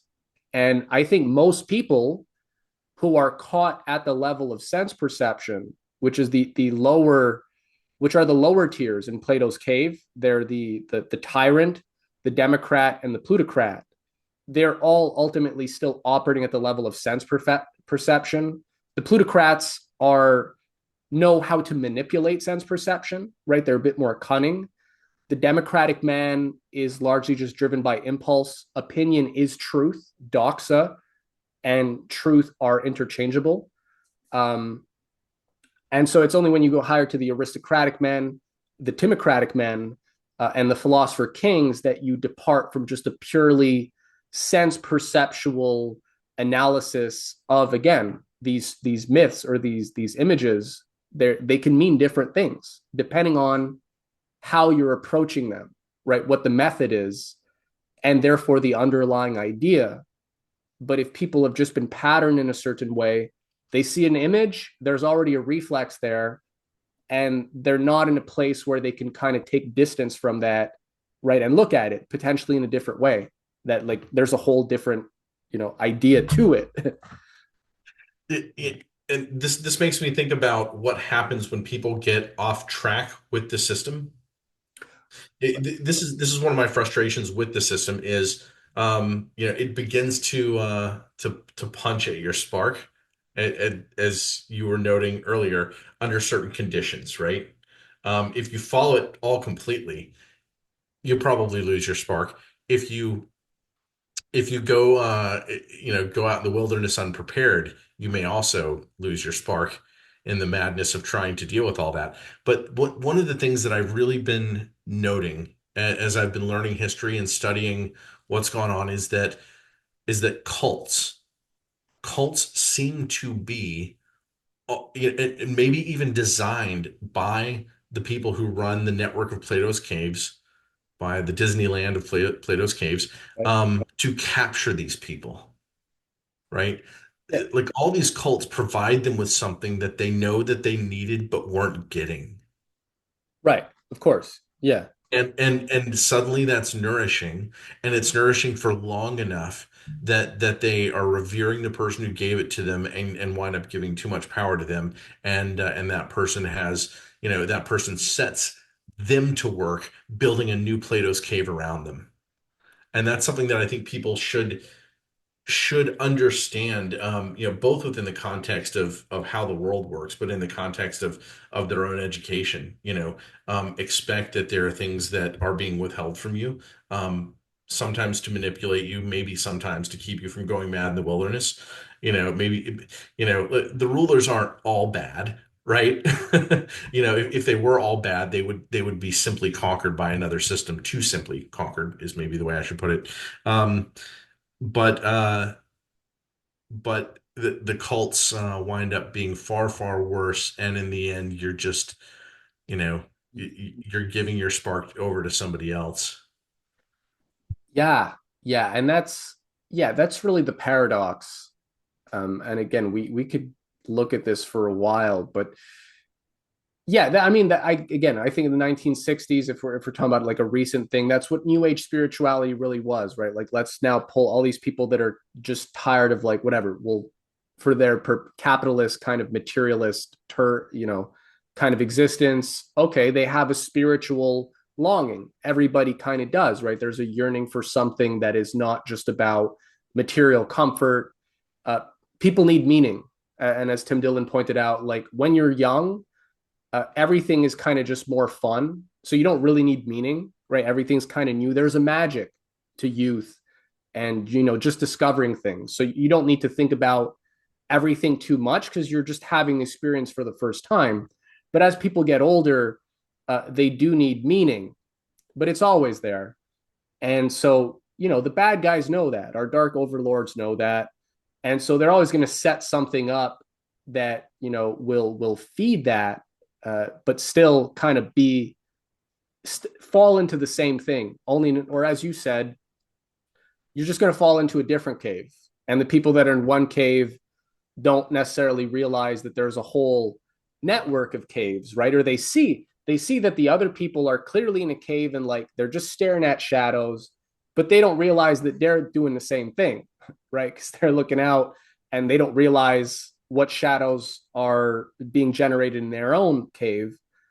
And you just have you get this tribalism, as you said, where everybody's kind of compartmentalized and they don't even have the kind of discerning faculties to communicate in an intelligible way because their terms are slightly different, right? Like as soon as the language is a bit different, people just can't see eye to eye anymore and they're trapped within those linguistic matrices. So they don't see how something or a term they're familiar with or an image they're familiar with might mean something else, right? It might have a totally different connotation than how they think about it. But since they can't see that, they can just never see eye to eye, right? The tribes are just all in different matrices. And yeah, so there are definitely a lot of caves.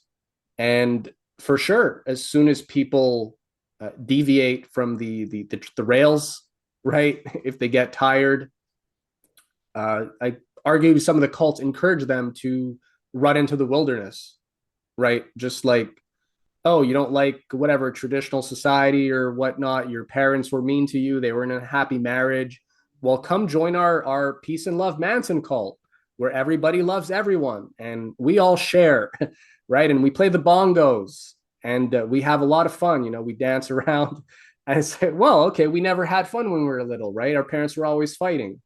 But it's like, no, but yeah, the other thing is it ends up being Midsummer for anybody who's, I don't know if you guys have, I was telling you about A24 movies. That's another one where they girl, her whole family dies and, her boyfriend, whatever, they're thinking of breaking up.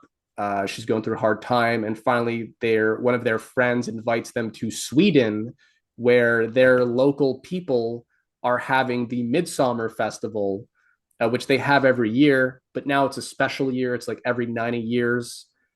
And well, it's a real cult with human sacrifice and even a inbred oracle who interprets the sacred texts and curates them. And they have, of course, mind altering drugs that lower inhibitions. So yeah, people end up in the wilderness. They're encouraged to go there, and then some people who go into the wilderness and they get scared, they double down on the rails, right? Like these are I think of like the old timers. You got all these folks who like they made mistakes or they were stupid when they were young because they weren't given the kind of tools that they needed to become sovereign and develop their discernment. And so they're like, well, my kid's going to make all the same mistakes if I don't, set him right. I forget what the quote is with the rod, right? But the, the biblical quote. And, so they go for the rod kind of approach more. And so it's a dialectic at the end of the, it's like everything where, whether it's the Democrats and the Republicans or the capitalists and the communists or the communists and the fascists, and people are just being corralled into, as you said, these different caves. So like, I don't know that we're going to find closure right in this conversation. And that's why we have a whole series, but I don't even think that that's a bad place to at least, take a beat where there are these different ways. And before just going on one way or getting off to then breaking out of one illusion only to then like trip headfirst into another and overcorrect as most people are wont to do for lack of discernment, right? You got to go with one tribe or the other. Plato's whole idea in the Republic is that, okay, we have these different forms of government, but they're not the forms of government that we have in our current society aren't necessarily the right ones. We have to be able to hypothesize, right, and conduct some thought experiments about like, well, what is the ideal form of government? And before some people who were brainwashed about Plato, chime in, Plato's Republic is a thought experiment, and he follows it up with the Laws, which is his longest dialogue, which is it's a more practical, down to earth, if you will, approach to how to organize governments and education. But the idea of like not just falling into tribalism or categories, and taking that beat, right? That sitting in that moment of a place of aporia, I believe is what the Greeks called it, where of unknowing, right? Where we don't necessarily have the answers, but we somehow are wiser because already we can identify the nature of illusions, right? The nature of the illusions that are kind of before us, and that itself is a pretty big step, right? Once that becomes an instinct. Any closing thoughts, Matthew? Or if there's anything else, but I feel like, yeah, we're there's a lot to say, and that's why we want to There's a story that's in my head right now. I don't know if I should say it or if it's too far away from where we started. Um, say it. and this is one of those. We're talking about education. We're talking about and we really kind of took this in a meta direction, thinking about you know where it is education might take you or something like that. And we begin talking about cults and things. I recently, uh, just one of my studies of religions and cults, it occurred to me that the Quakers are probably a cult. Hmm. And Seventh Day, there's Seventh Day people. Yeah. they're what? Seventh Day kind of they share some kind of similar. I don't know the whole story, but yeah, they're just a spin off of. They have some interesting ideas. Yeah, well, and they weren't exactly a spin-off, but they did combine some ideas. So here's what happened. You've got it's the 1600s, it's England.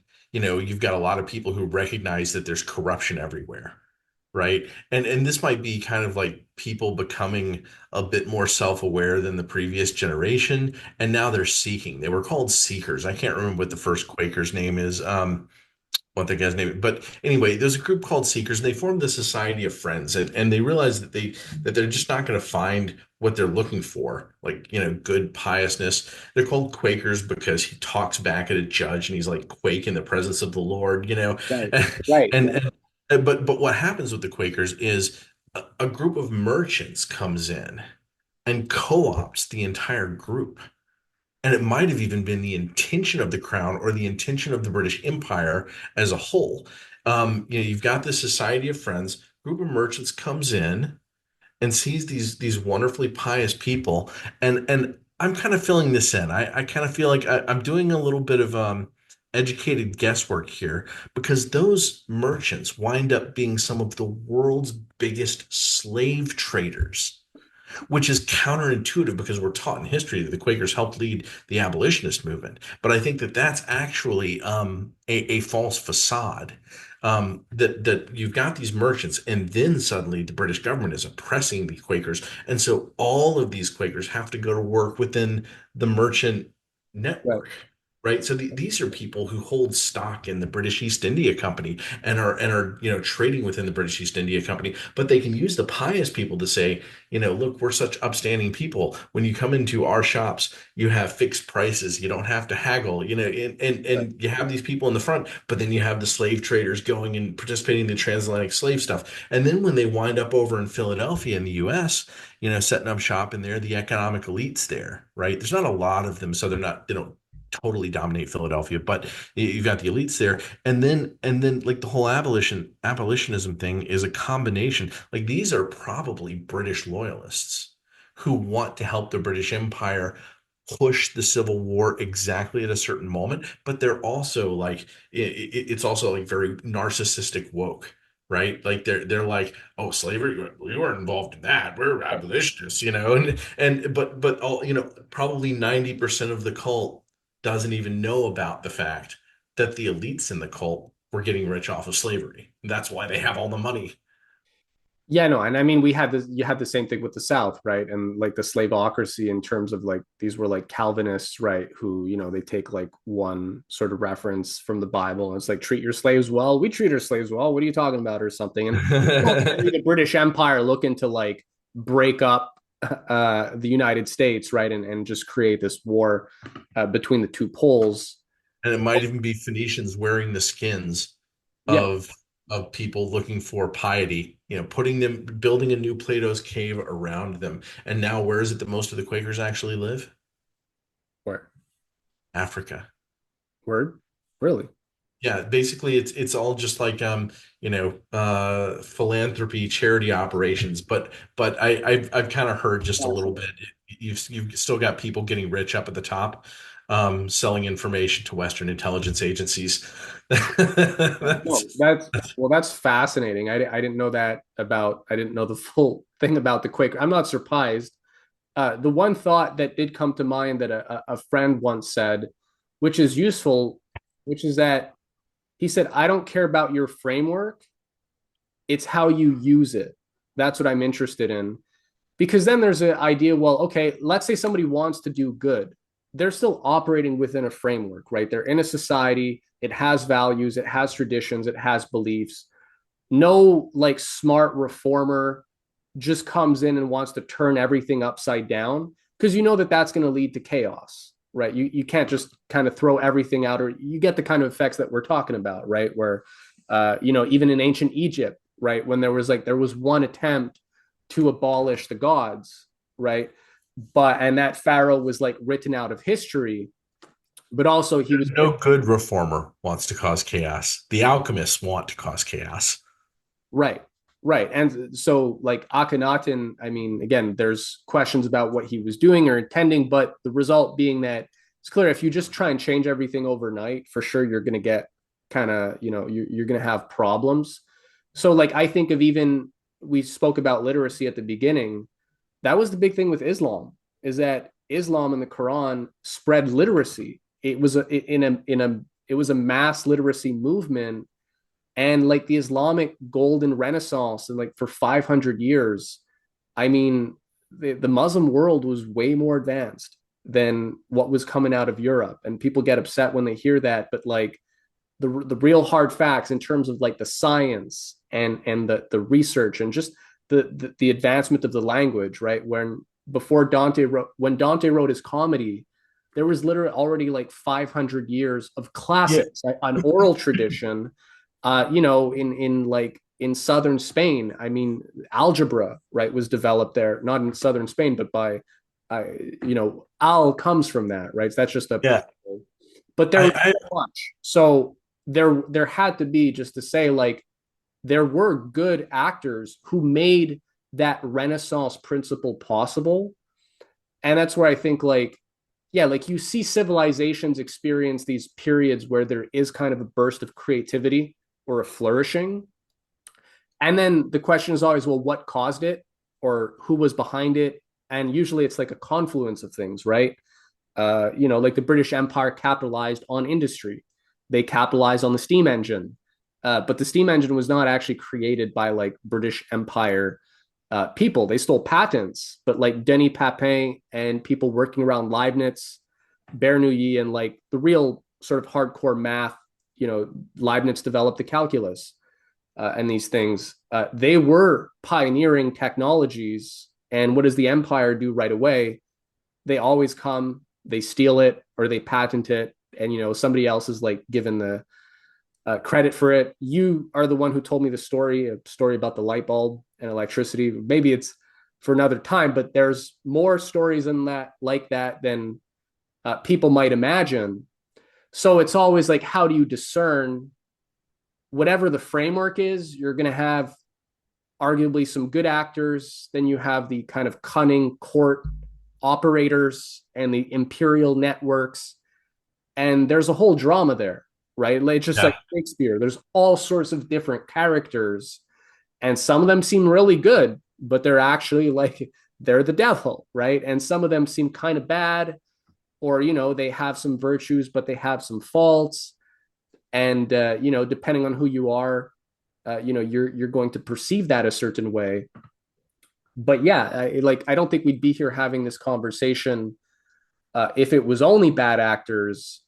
But identifying like where the good stuff comes from, or how we get good stuff, like that takes time, right? And maybe like we should tread slowly, right? And be more, I think the takeaway with Plato is he was more focused on the method of how you know something to be true, right? And how you investigate the shape of an idea, right? Not just the neurolinguistic kind of branding of it, and like, the emotional reflexes it's supposed to induce, but how is that idea organized such that, like, what does it look like when you put it into practice?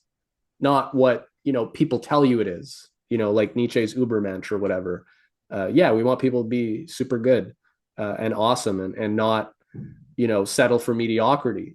But like, yeah, play it out. And I think that's Plato's real, that's the method. And that's also fun, right? Because then we actually have to play scenarios out. We have to conduct thought experiments, and we're less concerned about just trying to like win an argument. So I think that's the beginning of wisdom, right? We're looking for truth. we're looking more for final questions than final answers, the things that will propel us forward. And people can find it in themselves to participate. Nobody is as limited as they think they are when they begin going through school. And you can go back and it doesn't even matter if the facts turn one way or another. You can find all kinds of examples of people being creative around the world. The cotton gin was invented in, was it Scotland? But then there were, these crafty American engineers who were constantly teaching each other machinery, and they made dozens of improvements, hundreds of improvements. Like it happened all over the place, kind of like the mountain bike happened from 50 different people tinkering and coming up with Mm. improvements. I feel like I almost have to throw this in. I personally believe that Islam was actually, you've got the Phoenicians, you've got this area of the world where you've got the Sumerians, the Phoenicians, the Egyptians. I think that they're all in a sense like related. I think further back they're a network, and that when things began to change in the world, meaning both the Yamnaya and the end of the Bronze Age, that things broke apart in different ways. But I think that the Nabateans and Petra actually created the Islamic religion, and they were sent there and tasked to do it Mm. in order to get these nomads to, one, do things like take Alexandria back from the Europeans, but also two, you'd have these Persians come in. Those were the Elamites southeast of Sumerian, Babylonian, Akkadian, whatever, and they'd come in and conquered. And now you need to get these Zoroastrians out of your nest, right? I actually think that was the primary purpose of the invention of Islam, was actually to play that geopolitical event out. And then, where it is that you have like scientific achievements and everything, it's not happening amongst nomads wandering in the desert so much. It's still happening within centers where you have people who have been writing and stuff like that for hundreds of years. But everywhere in that civilizational area, you have people challenging ideas, right? And the fact that the people who do were not even the people who were necessarily the rulers, or maybe they had a priest up on a ziggurat 9 generations ago. But like think that you can participate if you have an idea and a notion, and go after it, right? That there's the spark right there. Figure out what happened, because we will find out new things about ancient civilization every day, and we'll find out new things about technology every day. So hopefully that's just a little bit of encouragement for the spark.